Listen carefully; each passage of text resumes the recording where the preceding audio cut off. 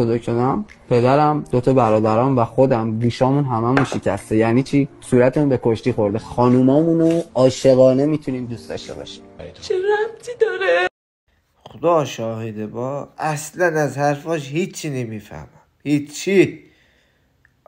اصلا یه چیزایی رو به یه چیزایی ربط میده، آدم 3-4 تا شاخ در میاره. خدا شاهده. اصلا فقط میتونم بگم بابا خفه شو دیگه.